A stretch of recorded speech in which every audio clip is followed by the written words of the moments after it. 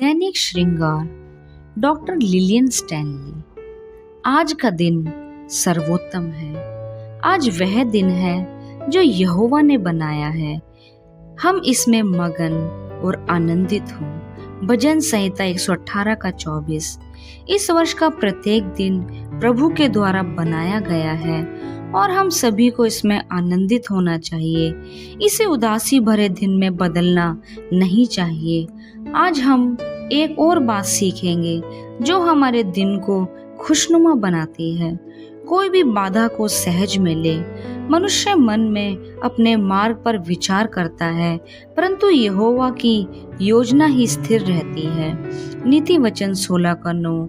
हम अपने दिन भर के एक एक मिनट की योजना बना सकते हैं, लेकिन हमें प्रभु को उनके मन की इच्छा अनुसार इस कार्य में कुछ जोड़ने या घटाने की स्वतंत्रता देनी चाहिए। कोई अप्रत्याशित फोन कॉल, बिना बुलाए मेहमान, कोई दुर्घटना, कोई बीमारी या कोई भी अन्य बात हमको दिन भर के काम की पटरी से उतार देती है। कभी कभी क्यों अक्सर जब अप्रत्याशित रुकावटें आ जाती है, तब हम अशोभनीय अखंडपन से भर जाते हैं।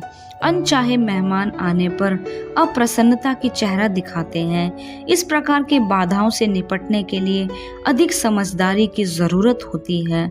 आज हर एक व्यक्ति व्यस्त है। दादियां भी काम पर जाती हैं।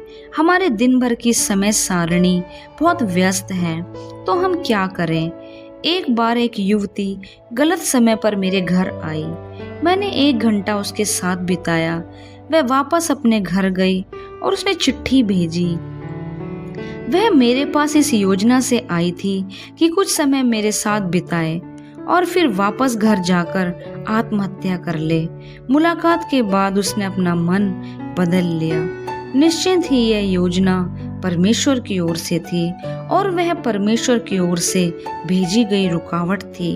और उस समय जो मैंने अपनी कार्य योजना बनाई थी उससे अदला बदली नहीं की होती, तो हम आराम से रहें और परमेश्वर की इच्छा के बहाव में चलना सीखें। ये रुकावटें हमेशा परमेश्वर की ओर से ही भेजी गई हो ऐसा नहीं है। यदि हम यह भेद कर लेते हैं कि यह परमेश्वर की ओर से नहीं है, तो हमें ऐसी स्थिति में चतुरता से काम लेना चाहिए। इसे याकूब अपनी पत्री के 4 अध्याय में व्याख्या करता है। यदि संक्षिप्त में बताएंगे तो दूसरे दिन के लिए जो भी योजनाएं बनाते हैं वह तो परमेश्वर की इच्छा अनुसार होना चाहिए। खुले मन से उसी दिन के लिए परमेश्वर की इच्छा को स्वीकार करें।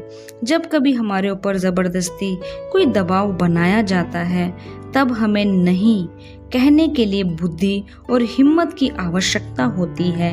यही है जब लोग हमारे दयालुपन का फायदा उठाते हैं। नम्रता पूर्वक दृढ़ता से आप नहीं कहें, अन्यथा लोग आपका बहुमूल्य समय नष्ट कर देंगे। परमेश्वर की इच्छा के अनुसार बीत गए दिन खुशनुमा होते हैं।